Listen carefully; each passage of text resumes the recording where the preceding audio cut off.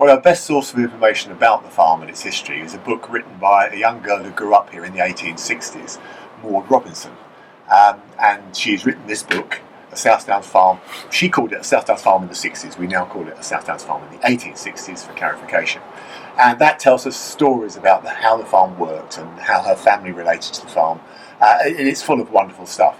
Now, this is called a donkey wheel. In fact, in her time, it was powered by either people or a pony, not actually a donkey. But the idea is that a pony would walk up a step that's gone, up into here and into the wheel, and by walking in one direction or the other, could turn that large shaft at the top there. And on the end of that shaft, there's a pulley wheel with a long chain that goes down to the bottom of the well at the back there behind that wooden box. And the bucket, this bucket here, would go up and down with the chain. So just like a hamster in his cage, in his wheel, as the animal walks around this wheel, the shaft above me turns and the chain moves and the bucket is hoisted up or down into the well. And this bucket would then be lifted up or down into the water. And it's a specially constructed bucket that when it hits the water, it doesn't just float about the surface, it tips over and fills up so that you can hoist it back up and empty the water into the trough at the back. And Maud tells us in the book that the pony that used to operate it when she was a girl, when he saw the bucket out the corner of his eye, he would stop and allow the attendant to empty the bucket into that long wooden trough at the back there, where the water would drain away through that lead pipe, across the yard and into a cistern at the base of the farmhouse. He would then automatically turn around and go the other way to put the bucket back down again. And they would keep doing that until they put in what they thought was enough for a day's supply of water. The well is sunk into the chalk. Kipling, in his poem Sussex, says, "We have no waters to delight our broad and brookless vales, only the dew pond on the height, unfed which never fails." And that's true, there aren't any streams here, and so to get water here, you've got to burrow down into the chalk. And this well goes down approximately 50 foot until it reaches the water level. That's a long way to bring water up.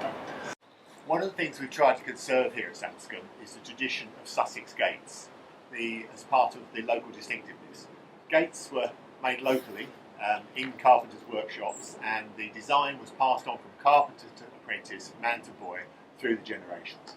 And consequently, they would evolve into different gates in different areas, and a Sussex Gate is different to a Surrey Gate, or a Hampshire Gate, or a Dorset Gate, and certainly a Northamptonshire Gate. And so there are a couple of distinctive features that make this a Sussex Gate. First of all, there's only one brace supporting the gate. Some people would argue that's a weakness, but that's the traditional style of Sussex Gate. There's only one brace. You may be familiar with the term 5-bar gate. This is not a bar, this is a rail. Top rail, and there are 1, 2, 3, 4, 5 bars. The particular thing about the Sussex Gate is that 5th bar at the bottom, the low one that keeps the lamps, so it stops the lamps from creeping under the gate and getting out of the field. You're now in the Blacksmith Shop, where anything metal on the farm was made. The brackets for that bucket that went down the donkey wheel would probably have been made in here on this forge. This is the anvil, where most of the work's done. And here's the hearth. There would have been a fire burning here. There's a trough there that he used to keep his tools in, and these two wood troughs at the front were full of water. They were for quenching what you were working on. At the back of it, this is the chimney running up here, and the smoke's going away. And at the back, at the base of the fire, there's a nozzle which has a French name, a tuyere, where air was forced through into the fire to make the fire brighter and make it hotter to reach the temperatures the blacksmith needed for the particular jobs he wanted to do. The anvil wasn't just used to flatten bits of metal. There are all sorts of attachments the blacksmith would use, and I've got here a set which you can probably see is half round in the bottom there. That would be put in there, and here is the other half of that bit of equipment, half round there. And so the assistant, with a pair of tongs, would hold the hot metal in this groove here. I would apply the opposite side on there and then hammer it with a hammer while he revolved it to give you a perfectly round spindle. And that's just one of the things you can do in a forge. You can make hot metal do almost anything. Well, these are the bellows that provide the air to keep the fire burning brightly, and it's perfectly possible for the blacksmith on small jobs to stand by the hearth, work at the hearth and on the anvil, and still keep the pump going to keep the fire burning brightly. But if he had a lot to do, he'd probably have a boy in here pumping it for him. And you can imagine some bored boy standing here pumping away, thinking about something completely different. One interesting feature about this is on the end of this shaft is a bit of cow horn. And I'm told the reason that's there is that you don't get blisters from cow horn in the same way you get blisters if you're using the wood. So I think that's rather nice. So you've got to imagine the fire burning really brightly here with the air from the bellows blowing through it, keeping it bright. And the blacksmith would plunge his working material into the heart of the fire there where the hottest bit is, and he would then leave it and allow it to achieve temperature.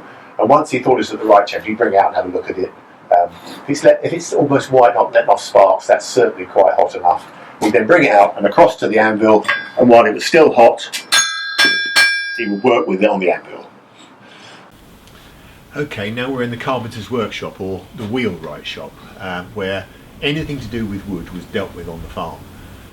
Timber would be brought in from the hill, taken around into the yard where there is a saw pit, and there it could be converted into planks. Those planks could be brought in here and fashioned into anything that you asked the carpenter to do. And the guy here was particularly skilled. He was a wheelwright, a separate trade in itself. He could make cartwheels. He could put a new hinge back on the bureau in the farmer's wife's living room.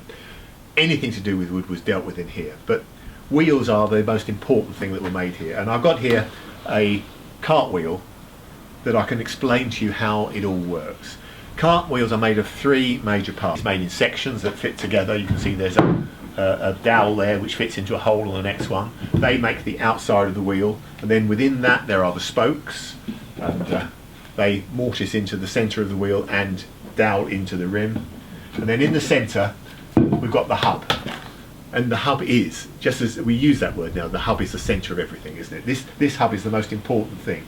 You can see it has a great big hole through the middle of it.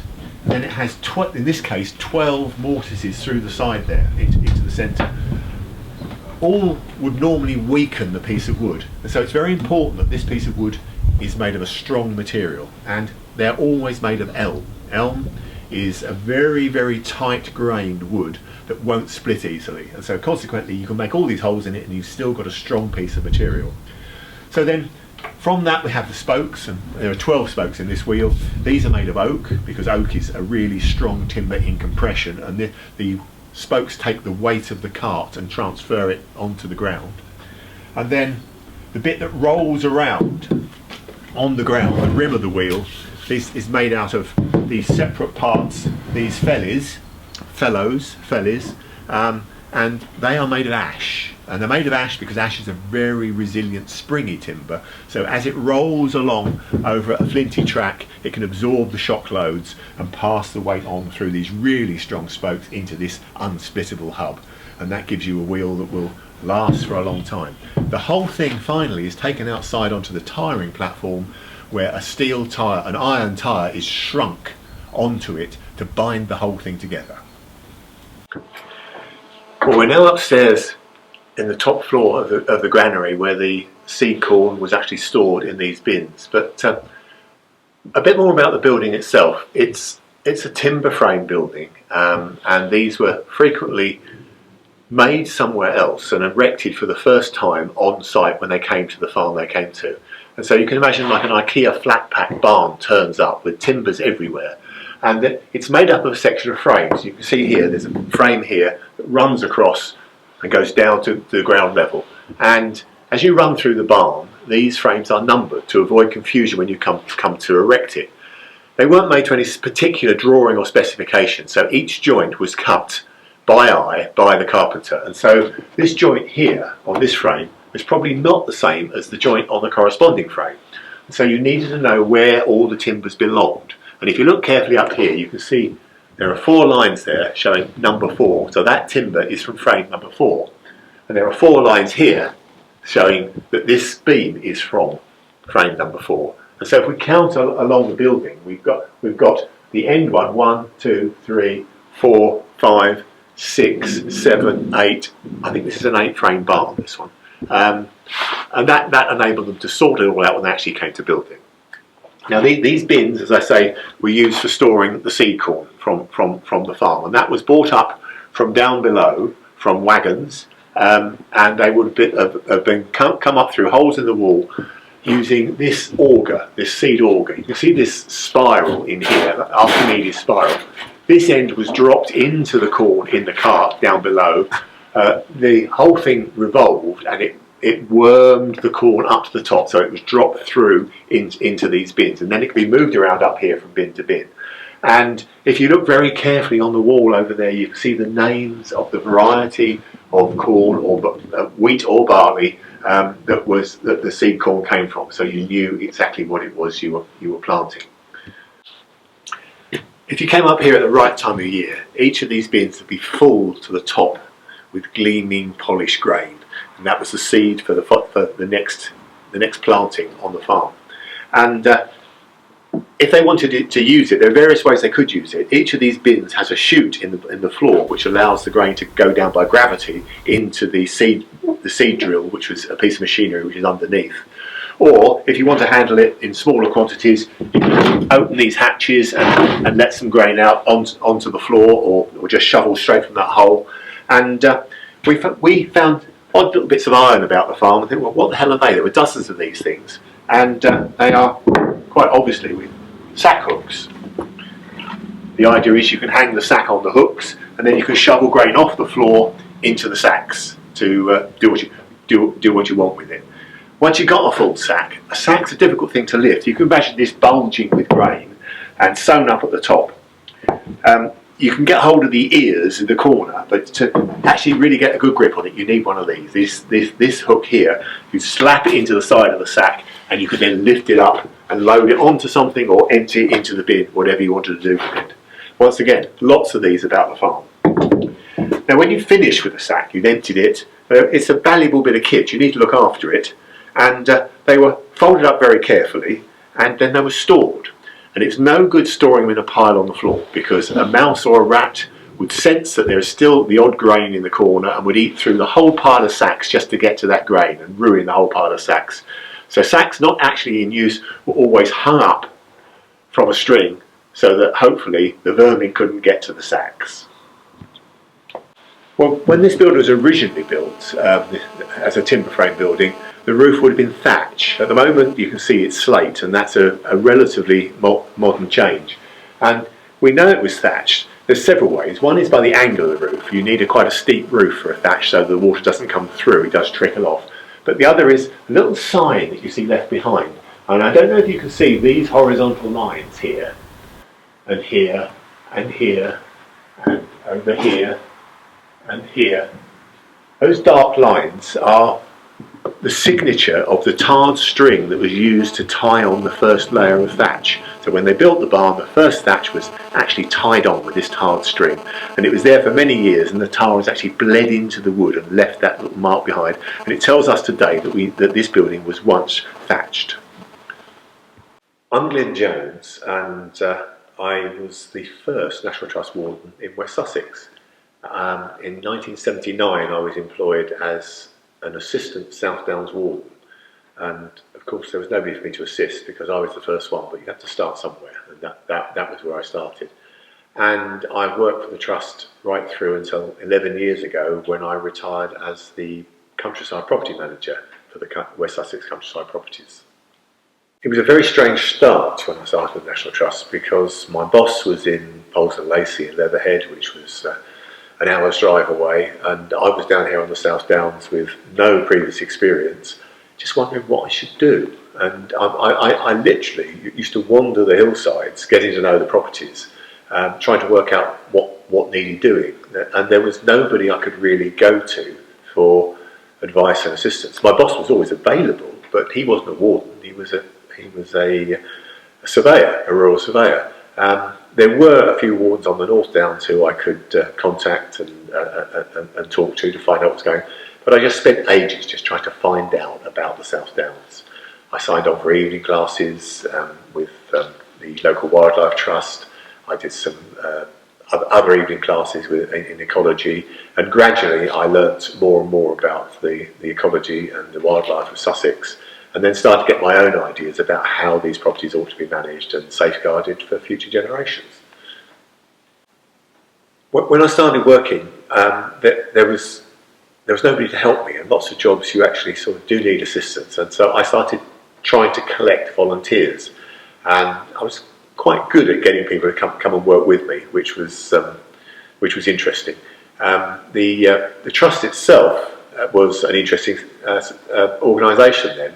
It was mostly men, and it was a lot of the wardens elsewhere in the country and elsewhere in the region were either retired police officers or retired army officers, and a lot of them thought it was their job to protect the property from the public. And we were just beginning to develop ideas about sharing the property with the public. That in itself is very interesting.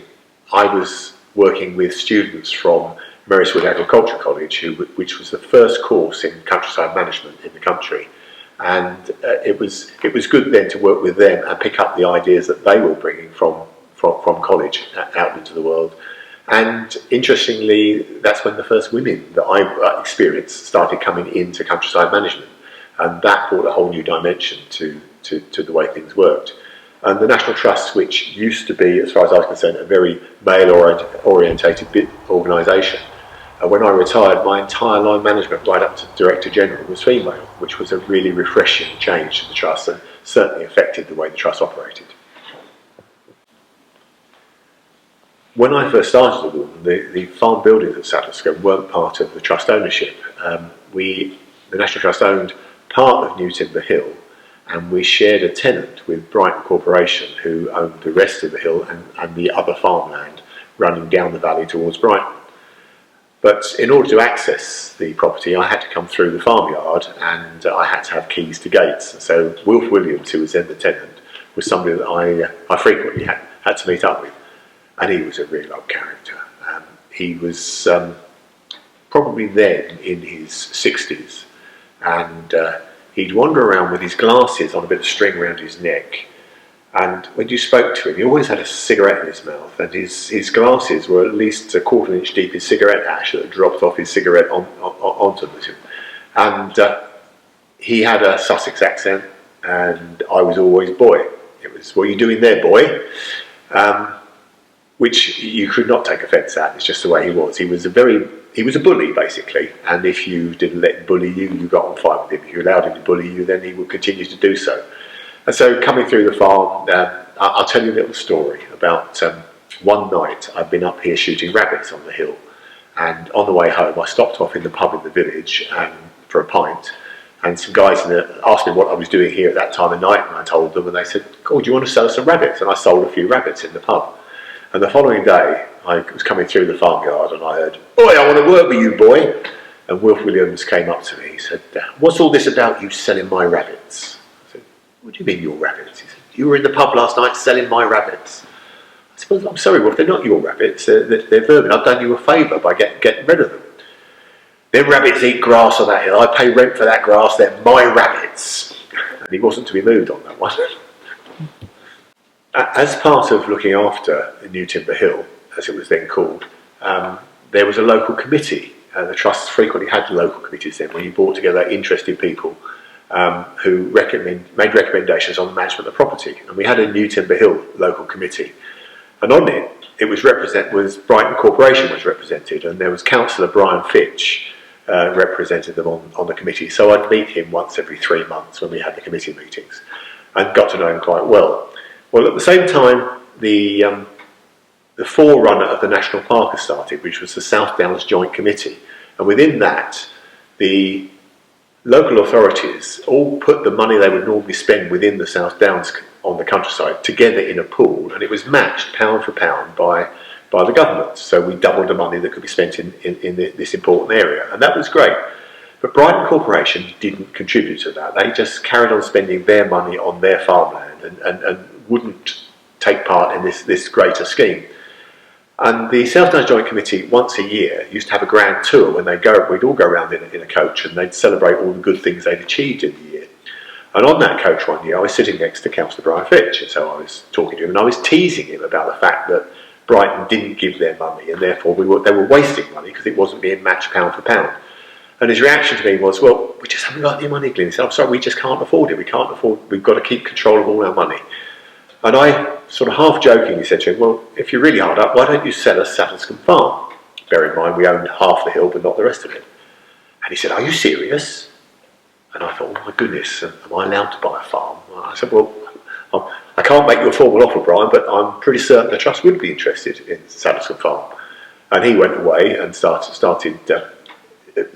lobbying the other councillors, and eventually got the agreement that it was something that they could go with. They could get some money out of it and relieve themselves of the problem of having to manage that bit of countryside. But their countryside manager at that time was an ex-student of mine who'd been working with me in his summer placement when he was at college. And he was then running their countryside department, and he said, "Well, don't just stop at Saddlescombe, sell them the Dyke as well." And so for £750,000 we were offered the Devil's Dyke, Saddlescombe Farm, 13 cottages, and all the associated farmland.